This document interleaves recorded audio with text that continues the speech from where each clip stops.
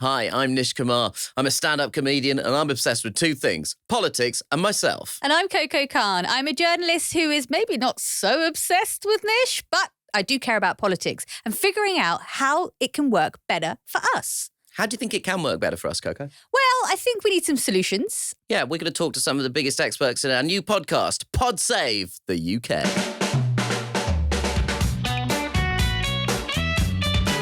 So we have borrowed this idea for this podcast from the United States. And by borrowed, I mean wholesale stole. Yeah. And if there's one thing British people like to do, it's go abroad and steal ideas and resources. Yeah, but then we tell them that they liked it and it was their idea. This is what we're going to do now, really. So the originators of this idea are the hosts of Pod Save America, a group of ex-Obama staffers who have set up the podcast network that we are now part of, possibly in reaction to finding out they were living their worst nightmare in the lead up to the 2016 election. They are Jon Favreau, Tommy Vitor, and Jon Lovett. Hello, everybody. Hello, America. Hey, guys. Great to be here. This is exciting. I think if you really were going to do it in the sort of true UK practice, you would come to America, take our podcast, and then put it in one of your museums.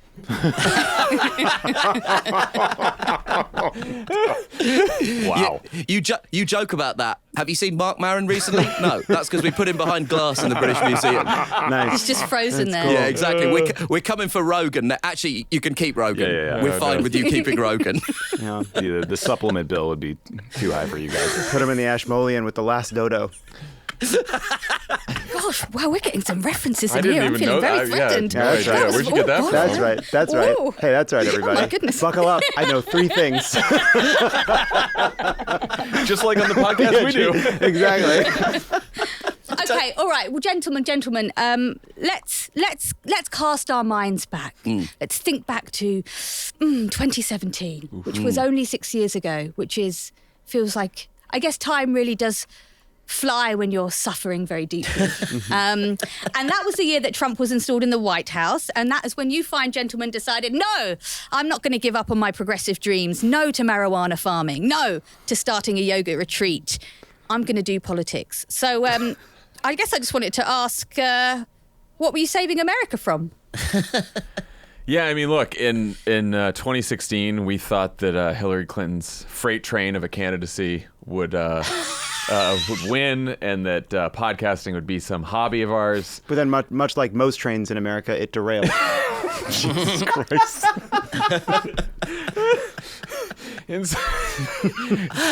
I think it is genuinely impressive that Lovett has started with this energy, given that it is breakfast time in America. And we are still dealing with the toxic fumes.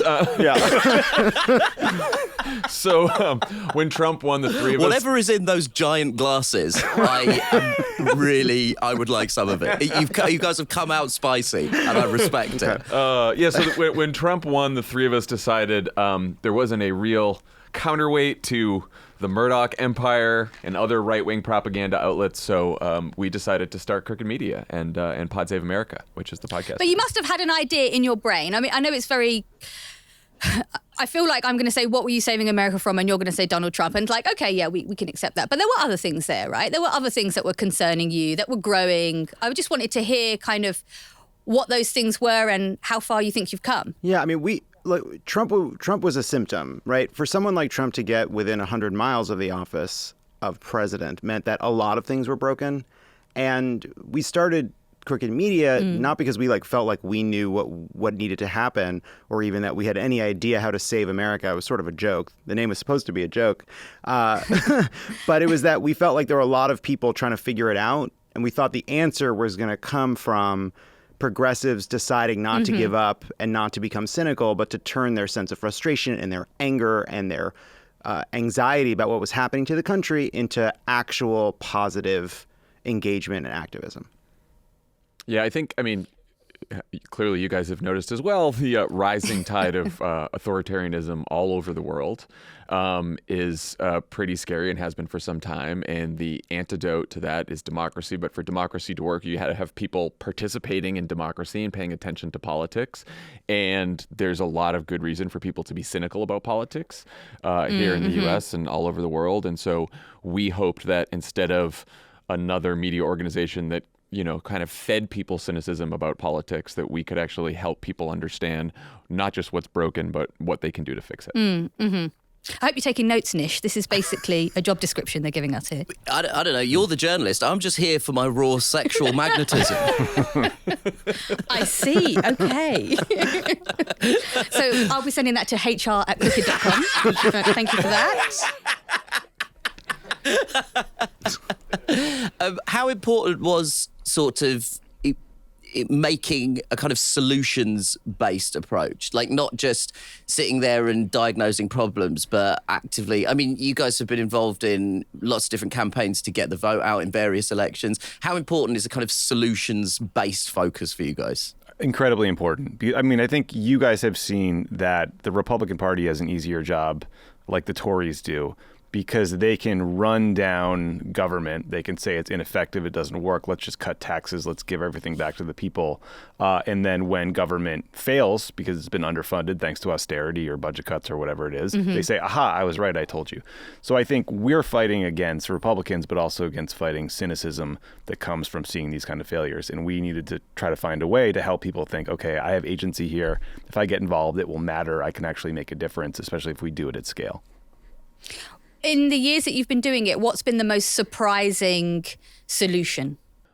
I mean, we have been surprised by how many people have not just listened to the podcast and a lot of our podcasts here, but have signed up for, we have an organization called Vote Save America that's part of Crooked Media, where we sign up people to not just register to vote, but volunteer, knock on doors, make phone calls.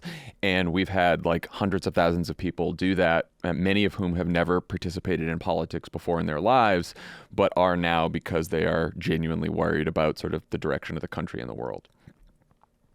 Yeah, we're about to have our first batch of local elections, which voters will have to bring, because previously you could just turn up with a card that would get posted to your house, and the voting register comes from the council tax register, which is your kind of local tax that you pay on the place that you live. And now for the first time, we're actually about to have to take ID to vote in an election, which is the first time that that's happened. And perhaps unsurprisingly, a lot of the ID is weighted towards ID that is available for people over 60.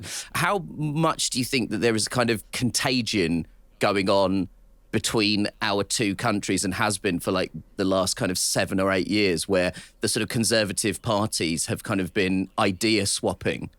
Oh, I think there's a lot of it. I think there's conservative idea swapping in a lot of places. Like there's an organization called CPAC here in the United States, where the most right-wing sort of faction of the Republican Party gets together and has like a horrible racist little festival once a year.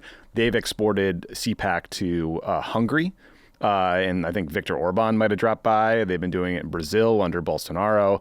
So I do think there's a lot of like right-wing coordination happening and exporting of, best practices when it comes to culture war or voter suppression or whatever it might be.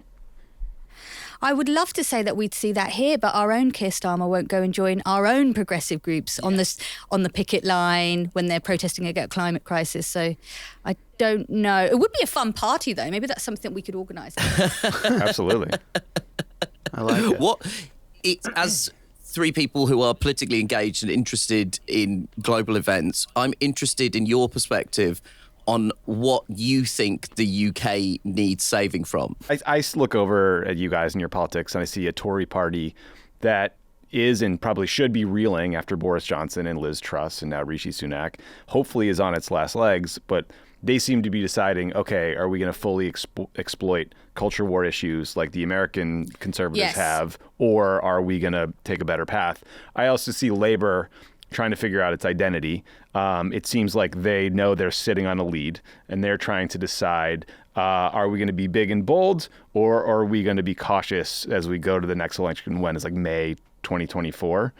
And then there seems to be this question of like, okay, what do the Lib Dems and what do the Scottish National Party do? How did they play spoiler? And how could that sort of change everything? It's a really challenging time. I mean, my concern is about whether the Labour Party will lose its kind of core voter base by playing it safe. Mm-hmm. You know, like in Silicon Valley, it's like innovate or die. Like playing it safe is fine, and maybe that will work and maybe that will be enough. But there are outsiders coming up with ideas that are more exciting and interesting, and I don't think Labour can take for granted. It particularly takes for granted it's kind of like urban young people, particularly takes for granted its POC votes. So the play it safe thing, I think you sort of hit the nail on the head. They're trying to figure out what they're going to do. I really hope they don't do that. There's been a narrowing in the opinion poll. So Labour have had this huge lead because of the kind of double whammy of Johnson and Truss. And there's been narrowing because of a sense that Sunak represents a more competent leadership of the Conservative Party. But he is still pressing the culture war button over and over again. So there's a big focus on what they call small boat crossings. So boats with refugees in them being people traffickers bringing those small boats and them landing on British shores. And the use of the phrase small boats has become our version of Trump's the caravan of migrants that was being driven up to the border. It's being repeated over and over again. And there's also been this emphasis on grooming gangs, and actually Rishi Sunak has is leaning on Suella Braverman, who is the Home Secretary, who basically represents the hard right of the Conservative Party, and she has been saying some things that are considered racist by members of the British Conservative Party. And I cannot tell you how far you have to go to be considered racist by a member of the British Conservative Party. But she's saying things that her own office is contradicting in terms of their evidence basis. But so, I said to you earlier that I'd like to introduce you to some English phrases. Well, one I think you should know. It's a very historic phrase that we use here in Britain, and it is chat shit, get banged. I love that. That's the phrase. It's true. And I promise I mean this genuinely. There is a lot of chatting shit in politics, a lot of flagrant lying, and not enough getting banged. And I think really the general public, and I'm serious, I feel like people need to see some consequences to the constant lies. Like the public can see through it. The small boats thing is a really good example. It plays well with their hard right base, but it's polling terribly with the public. Same for the grooming gang stuff. It's polling really bad. Not that I care about their polling. I mean, guys, keep lying. Make a fool of yourself. It's fine.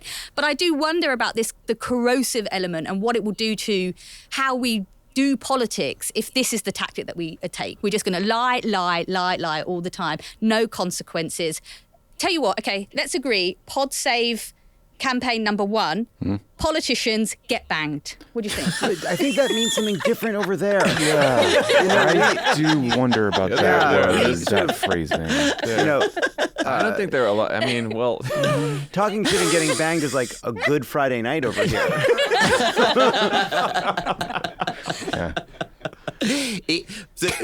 The thing that you've... How do you guys mean getting banged? I'm just definitely- asking. It meant something very different when Boris Johnson was Prime Minister. Right. Chat shit, get banged definitely meant something different when he was Prime Minister. But I think what Coco is saying is there needs to be more public consequences for the lies that have been told. Okay, so get banged. So, Get banged literally means get beaten up. get beaten up. Oh, beaten up. And there's a... I see. Well, that can be part of it over here too, depending on what you're interested in. But I think we found an episode title. Yeah. Everyone collectively. We say poke them in the eye, then fuck them. And that means something very different. That's true.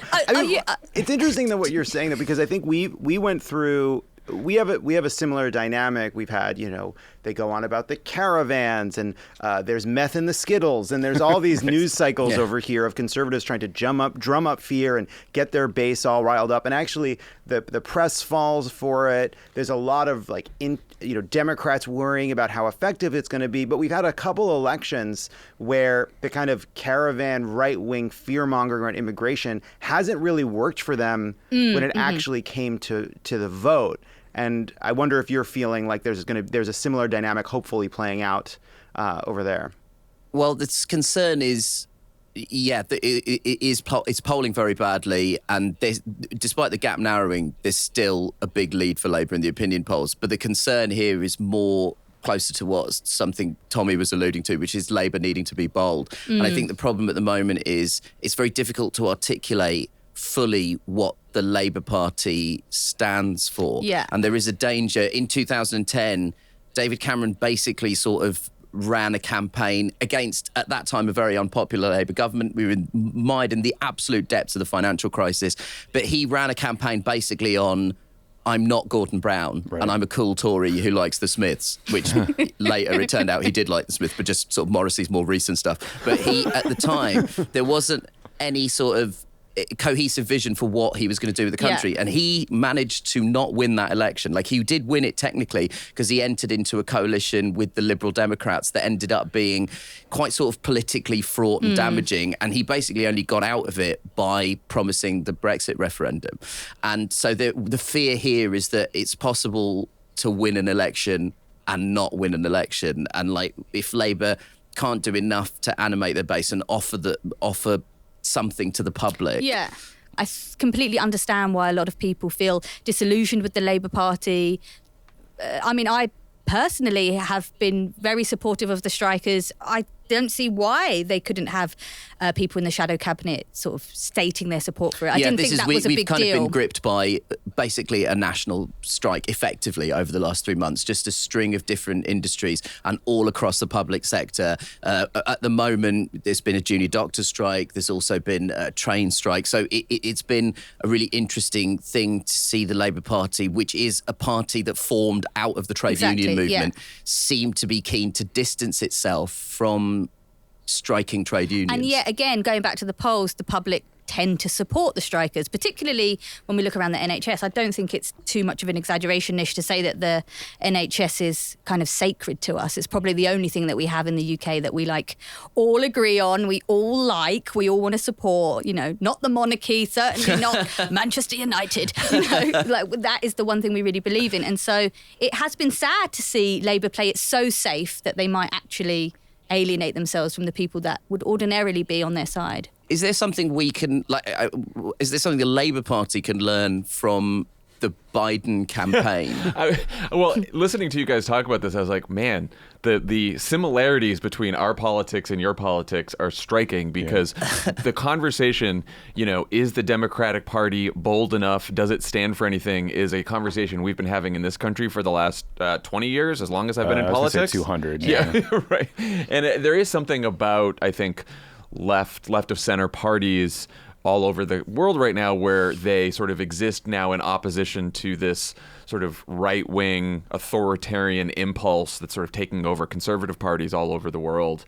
And because there's now such a big umbrella that center left parties have to appeal to so many different people, so many different constituencies, it's become harder to have an identity with these parties because the right-wing parties have a shrinking demographic of people that they represent. So they're more homogeneous in their values and their beliefs. And for center-left parties, it's just much more difficult because you're representing a much broader swath of people. I feel like we're going to end up having this same conversation about electoral reform soon. Do you know what I mean? Do you remember that time when the Conservatives and the Lib Dems went into bed together and David said, all right, let's have Brexit. And Nick said, only if I get a bit of AV. And we had that vote and lost. I feel like actually our system, first past the post, is maybe at the heart of this problem. We've got an antiquated electoral system, which I don't know if that's something you guys can relate to. Well, I don't know if there's any way you could meet us halfway on having an electoral system that's not fit for purpose anymore. Yeah, that'd be nice. Well, at least, you have the ability to have multiple parties, and you can have an election when people really hate someone, as opposed to over here where we have to hate someone for years before we get a chance to vote them out. I actually wanted to go back, though, Nish, to your original question about sort of what we kind of observe from over here, and what because you brought up the National Health Service, and what I would have said a couple years ago is one thing that you would hear in the U.S. about about UK conservatives is look how big a difference there is between American conservatives who attack any form of public health care as socialism and conservatives in the UK who, because of its popularity, have to talk about their support for the National Health Service. But it seems like that may be changing in certain ways, that sort of the door has been opened up to more kind of ways to undermine the National Health Service. And I'm wondering how that's playing out and whether or not the Labour Party is taking up that mantle. I mean, how it's playing out is not very well. It's playing out really, really badly. Everyone's very sick. The pandemic was terrible. It's not good. And over the winter, because of a shortage of hospital beds, they were treating patients in ambulances in the parking lot, which then led to an ambulance shortage that then led to people, having to wait 2 and 3 hours for an ambulance. And all of this comes back to 13 years of underfunding the service. And they've done something very clever where technically every year since the NHS has been around in existence, it has received increased funding, which makes sense, right? You have the NHS, you keep more people alive, you have to put more money into it. But the Conservative Party did something very clever where they reduced the percentage increase, but still technically made it an increase. So they've been able to technically say, we are putting more money into the health service, but in real terms, it amounts to a real terms cut in the funding for the service. So, and there is all sorts of talk now about the only way to save the NHS is with the involvement of more private companies. Rishi Sunak said that in an interview, that the potential future to help the NHS will be more involvement from the private sector. I guess the question is whether the Labour Party is the only party that can be trusted with the NHS. Their history suggests yes. When you ask people on the street, what are you worried about? NHS is number one. Number two is cost of living crisis. I'm sure you've heard everything's in England is very expensive. We have the highest energy costs in the world, I think it might be. If you look at the kind of poorest, you're actually better off being poor in Slovenia than in the UK because of the standard of living is so bad, and you've got the squeezed middle class as well. So those are the things that people really, really care about. Brexit, everyone's forgotten about, or maybe we're all just traumatized and we don't want to talk about it anymore. And I was curious to what extent, just quality of life, cost of living, money, people making money was on the minds of the average working American as well. Oh, yes. It's the top issue for most voters. Inflation here has been a problem for the last several years. But the other couple issues now that have been competing with cost of living concerns, which are still top of almost every poll, are abortion access, because we have a Supreme Court that decided to take that away, and democracy concerns. People concerned about the Republican Party, extremism, Donald Trump, and sort of the threats to democracy here. Now, a question on your NHS comment. I noticed you shipped your health secretary to a random island in Australia and made him eat bugs as part of a reality show. Was that an effective way? This is Matt Hancock, I believe. Did that help your problem? You're still sending prisoners to Australia? I didn't know that was still going on. I think Matt Hancock is a future prisoner, but currently an MP. When my family were over from abroad over Christmas, I felt like, and they saw the country in the condition it was in, it felt like somebody who runs into you when you're drunk and you're like, Jesus Christ, you're not catching us at our best here. But yes, Matt Hancock, who was the health secretary during the pandemic, whose handling of said pandemic is, at best questionable. He actually ended up having to leave his post because he was caught on CCTV violating social distancing rules by having his hand deep in the ass crack of a lady who turned out to be his mistress. So he then. But were they wearing masks? Not what you think. I think at one point maybe a defence was bandied around. You can't catch COVID from the butt. I don't know if that was bandied around. I can't legally prove that. It was amazing. I mean, if you ever get a moment, there's some really good kind of compilation videos on YouTube. He pretty much went onto that show to. He went onto a reality TV show called I'm a Celebrity, Get Me Out of Here, which films in Australia and where they do survivor-like tasks where they have to eat bugs and stuff. So all of what you've said dispiritingly, as a British person, is 100% accurate. One thing that I was slightly jealous of is you had this scandal around Boris Johnson and social distancing and some sort of a birthday party. And it was just adorable the way people seemed to really care, and there were consequences for people's actions. They got banged, as it were. Yes. And because here in the United States of America, our president, Donald Trump, just forswore social distancing while he had COVID, tried to kill Biden, nearly took out some of his closest advisors, basically on purpose. And he's a coin flip away from winning the presidency again. And sure, he may end up in prison, but not for that. Well, actually, it's funny you guys mentioned that, because I came across a study recently. It's only just been released in the UK. They are some Australian social scientists, and they compared the impact of lying between America, Australia, and Britain. And what they found was that Australians would change their vote if they found that their person lied. British people seem to show the same signs, but not in the States. And I was curious if you felt that to be true. Nar. That's really interesting, the three countries you mentioned there, because normally I would blame conservative media, but those are the three countries that are like owned by Rupert Murdoch. You know, if you look at the sort of Australian newspaper ownership, he owns like 2/3 to 3/4 of them or something. So, no, I don't think there's much of a cost for lying anymore. It's incredibly frustrating. I think that believing our politicians are dishonest is sort of built into our political culture. Yeah, it's the cynicism. And so, it is. It goes back to the cynicism. And I think people from both parties, and increasingly people who don't feel comfortable in either party in the United States, which is a growing number of people, just look at leaders everywhere and is like, oh yeah, they lied. That's not something I'm surprised. The facts are getting banged. Yeah. There's also Facts are getting banged. the facts keep getting banged, and also I really appreciate. You are using that so wrong, Yeah, and I'm really enjoying it. I'm having a Thank blast. you. Okay. Thank you. All right, well, what do you want to do about it? We can fight. We can fight another war. You'll lose that one too. Oh gosh. I thought this was meant to be friendly. What happened to this aggressive. special relationship? These aren't the Falklands, all right? You can't just assume you're going to win.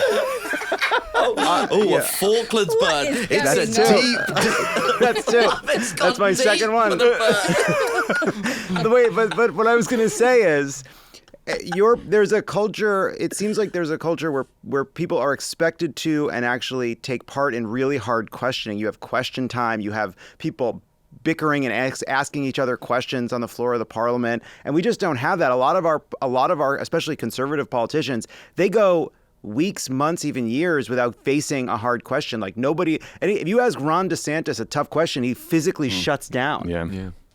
We would kill for PMQs. Well, that leads me on to what I was about to ask you. Is there one thing from the British political system, if there was one thing that you could import to the States, what would it be? Would it be PMQs?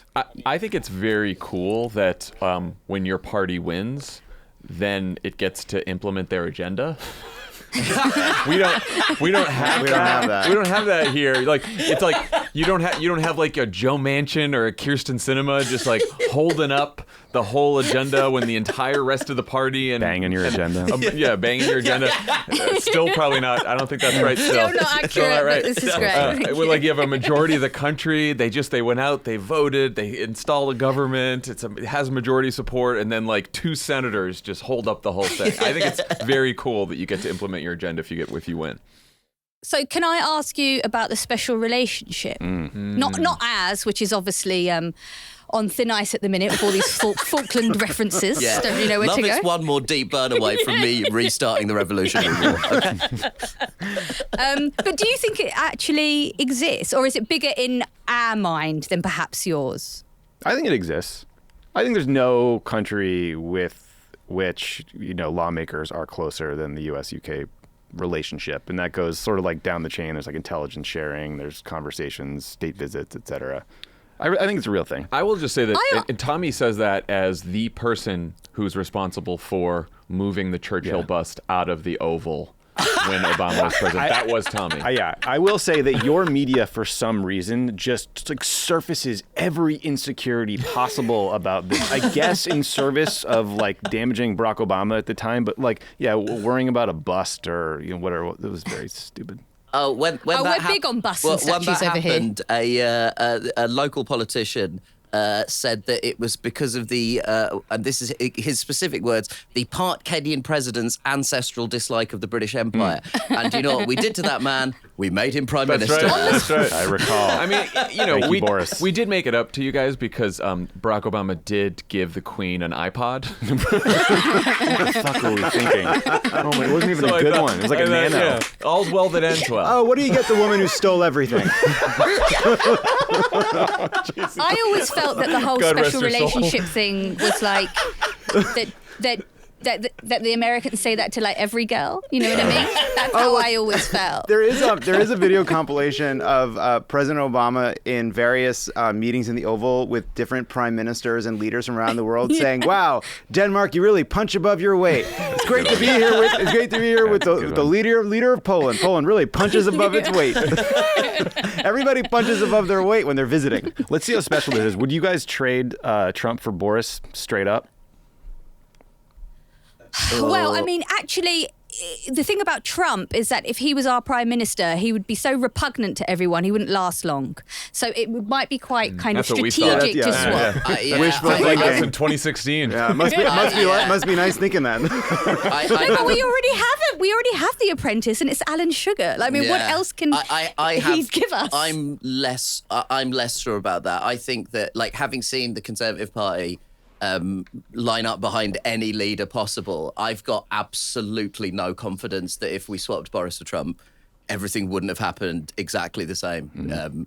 But I think, you know, this is as good a place as any to wind it up on, especially on the subject of countries that punch above their weight. And speaking as a country that is punching well below its weight, we thank you very much for your time.